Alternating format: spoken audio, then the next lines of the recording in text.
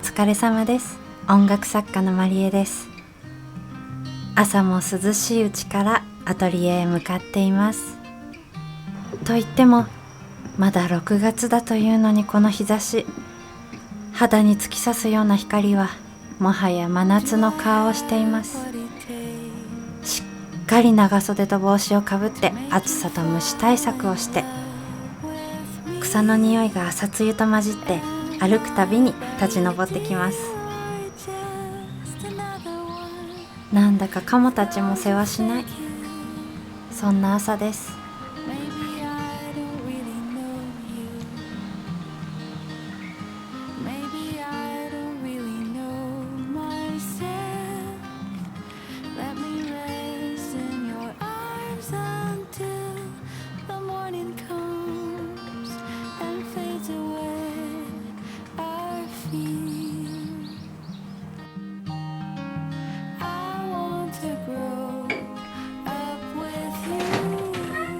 アトリエに着くとまずはクールダウン。氷の入ったグラスにお茶を注ぐとチリンという音が体温よりも先に心の温度を下げてくれます。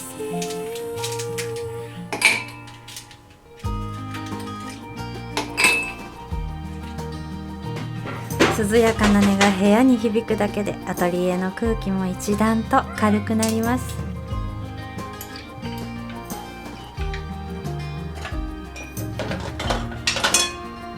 午前中のおやつはヨーグルト。最近始めた習慣があります。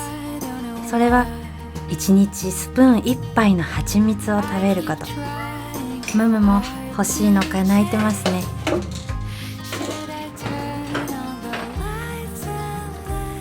気分によってシリアルを入れる日と入れない日があります。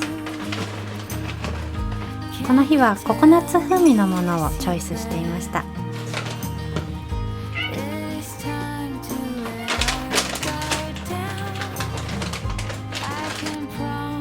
先日誕生日に友人が送ってくれた蜂蜜です。ラベーユのひまわりの蜂蜜です。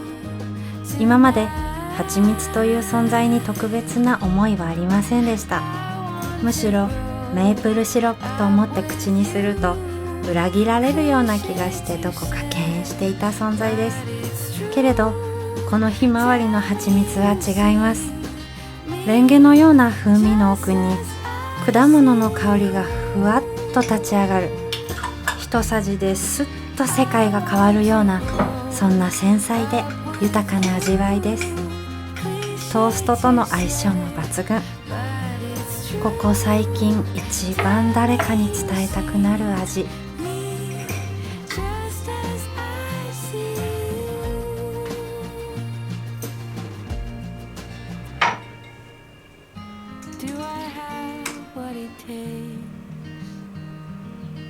午前中はとにかく仕事を進めています。メールチェックはもちろん、最近は CM のお仕事と教育番組のお仕事が多かったです。レコーディングや外にミックスへ行くこともありますが、基本的に家作業がほとんど。最近はリクシルさんや日本関西さんの CM がテレビで流れています。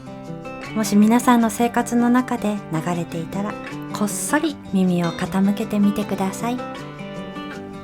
ムムが来ましたね。猫ってよく外を眺めてますね。何を見てるんですかね。日がな一日ぼーっと窓辺にいることもあります。猫には風が見えて、その風の動きを見ているんでしょうか。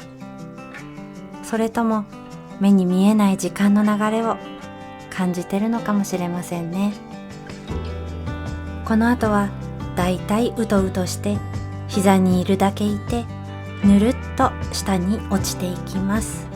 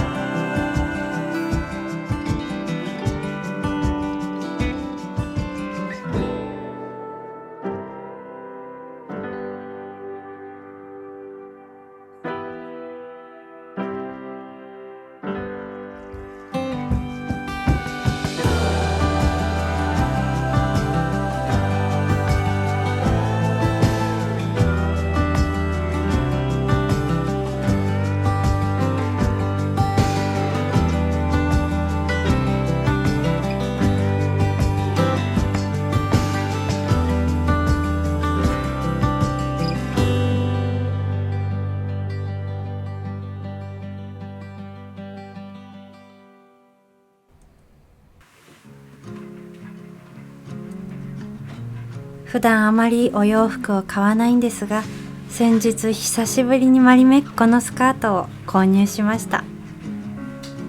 華やかで可愛くないですか？ムムに確認を取ってみましょう。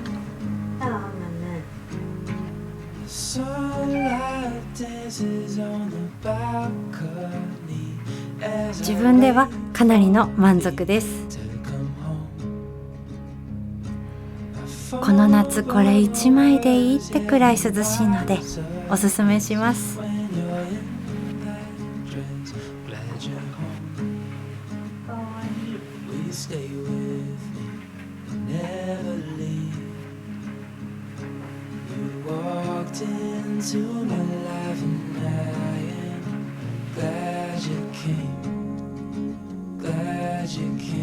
最近の空き時間はもっぱら編み物を。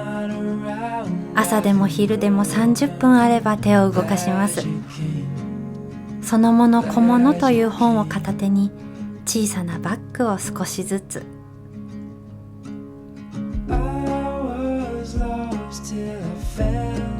夏に編み物と思うかもしれません。でも冬のものは今編まないと間に合わなかったりします。それにこの猛暑です。冷房の効いた部屋で静かに糸を編む時間は最高の秘書法です。冷房や扇風機のある涼しいお部屋で皆さん一緒に編み物をしましょう。そして語らいましょう。皆さんのサードプレイスになればいいなと思っています。男性だって編み物をする時代ですよ。会社の休み時間、ランチタイム、帰宅後のひとときに編むことで日々のざわめきが少しずつほどけていきます。今こちらはモチーフの糸始末をしています。24枚もあるので大変。早送りします。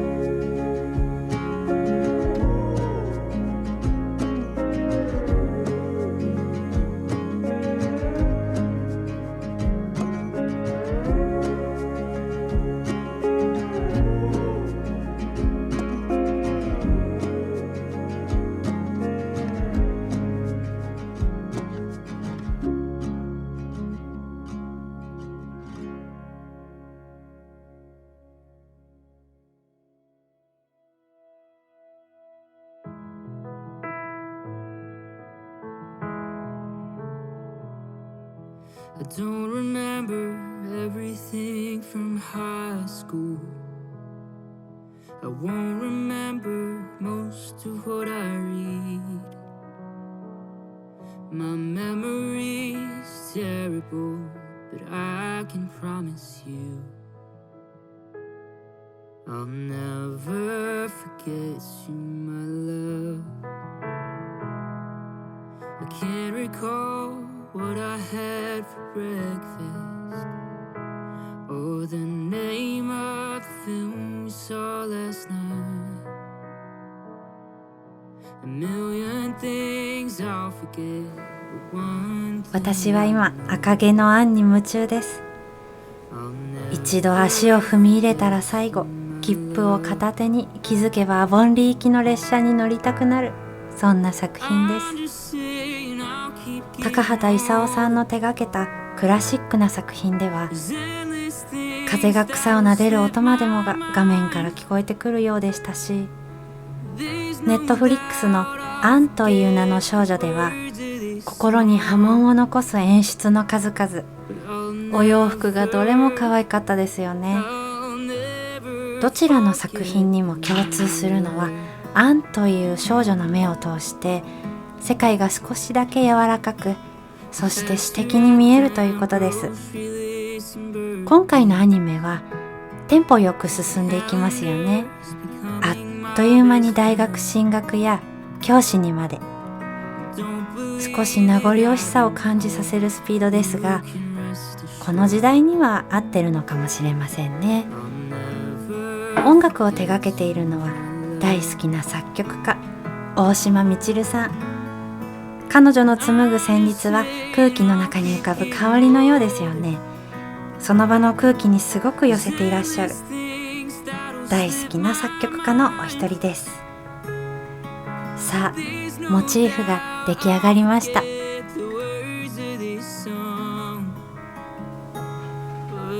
24枚のモチーフを丁寧につなげていく作業は、まるで日々の断片を一針ずつ記録していくよう、目の前の毛糸はまるで言葉にならなかった感情の残り香を糸にしたかのようで、一段一段編むたびに過去の自分と少しだけ和解していくような気持ちにもなります。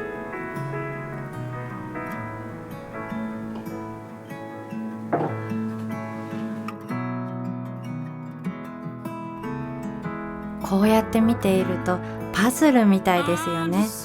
本当に頭使うんですよ。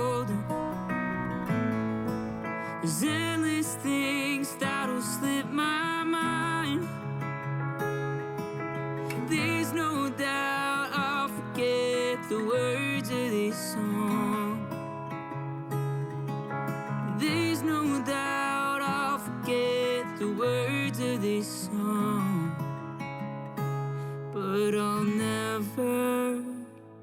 I'll never forget you, my love.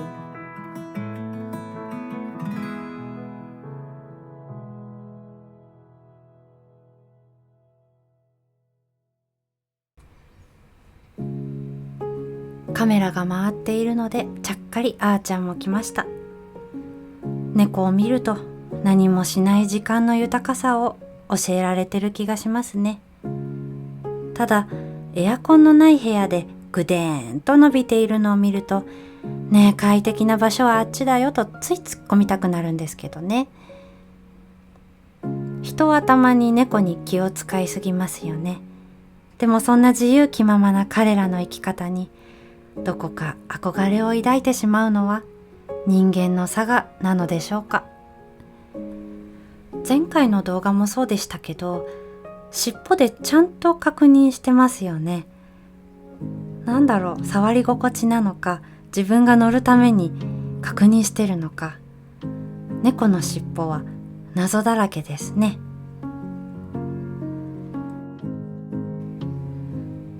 編み物中もインプットはたくさんできます。アニメもそうですけど、英語の勉強とか音楽もたくさん聴いてます。今週は湯川しおねさんの青い鳥というアルバムを聴いていました。皆さんにもぜひ聴いてほしい。聴くだけで物語の世界に飛び込むような作品です。彼女の歌声は風で、林を抜けてひっそり耳に降りてきて、時にはそっと肩を撫で、時には部屋の片隅に忘れられた記憶を優しくなぞっていくような。その音楽の中には懐かしさと未来が同居していて、今ここにいることの不思議さも感じることができます。青い鳥を聞きながら編み物をしていると、まるで針先から一羽の鳥が飛び立つような気がします。その鳥はまだ見ぬ季節を目指して窓の外へと静かに舞い上がっていくなんて空想の中で、私は今日も一針一針日常を編んでいます。とにかくアンシャーリーとつながるものがあるなと思いました。おすすめです。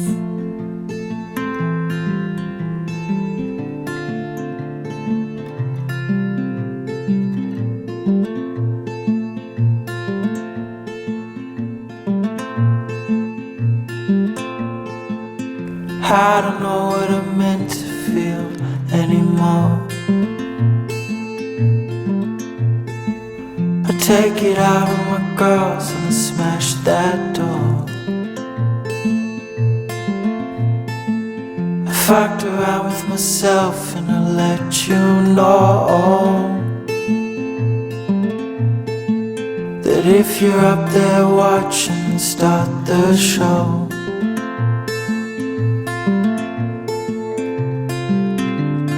Say it's over, my friend.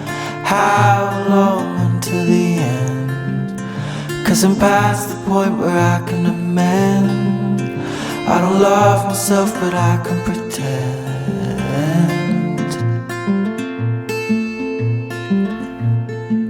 Repeated cycles in my head bringing me down, and I've been itching at the back of my head, the crown. And fire and wind are inside my head, it's one of the two. 'Cause this head is controlling me, and me is just you.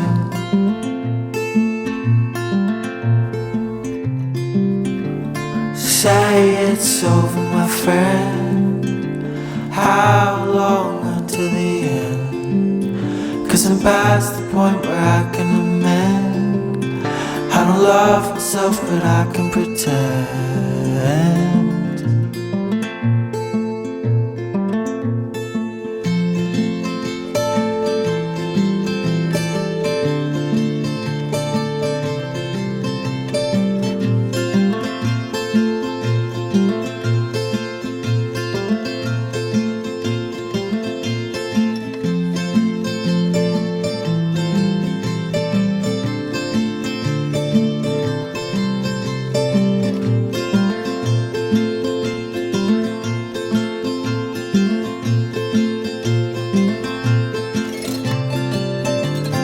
Say it's over, my friend.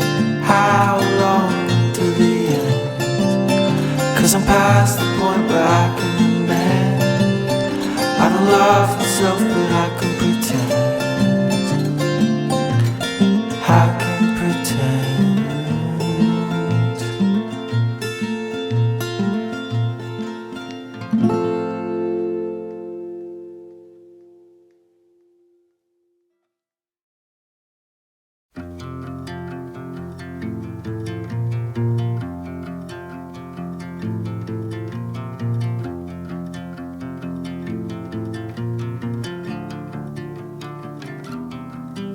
On the road, I've been away for far too long, but now I'm on my way back home. I hear the west winds calling out my name. They're telling me to head your way, down your road and past your gates. Keep your eyes on the horizon. I was looking to belong when I'd already found my home.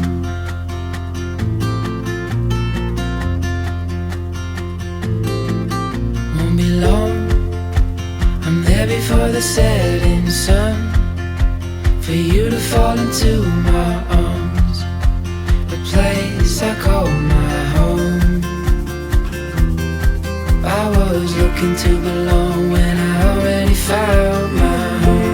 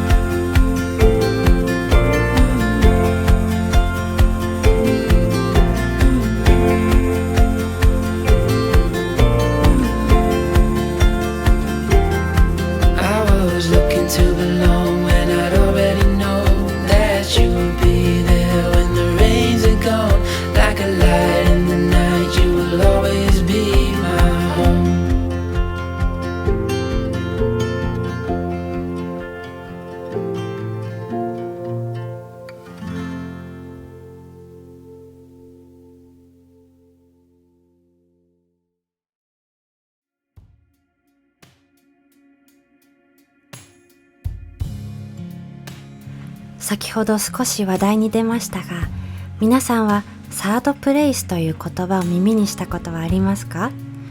これは家でも職場でもない第三の居場所を指す言葉です。誰かと約束しなくてもいい、何かを達成しなくても咎められない、ただただ自分として存在できる場所のことです。私にとってそれはまさにこのアトリエであり、編み物の時間でもあります。サードプレイスは必ずしも特別な場所である必要はありません。それは習い事かもしれないし、通勤途中のいつものベンチかもしれない。大切なのはそこにいる時の心の形です。誰かの期待に応えなくていい。誰かになろうとせずに済む。自分がただそこに存在していいと思える心の平熱でいられる場所です。アトリエを作るのには時間も手間もかかります。まるで春先の土に少しずつ種をまくように、アトリエという居場所を耕していきたいと私は思っています。人は帰れる場所だけでなく、逃げられる場所っていうのが必要だと私は思っています。逃げるという言葉にはどこかネガティブな響きがあるけど、それは時に再生の始まりでもあるはずです。居酒屋がサードプレイスだという方もいます。今画面の向こうにいるあなたにとってのサードプレイスはどこでしょうか。どんなにささやかでもそれがあなたの居場所なら、きっと心はそっとそこに戻っていくはずです。だから私のこの YouTube ラジオも誰かにとってのサードプレイスになればいいなと思っています。手仕事の音、日々の気づき、小さな感動や淡い喜び、この空間が誰かにとっての小さな休憩所になりますように。そしてできればまたここに戻ってきたくなるような、そんな場所を作り続けたいと思っています。今回はこのまま編み進めて持ち手の部分に突入したところで終わりたいと思います。暑い日が続きます。皆様どうかご自愛ください。ご視聴ありがとうございました。それではまた。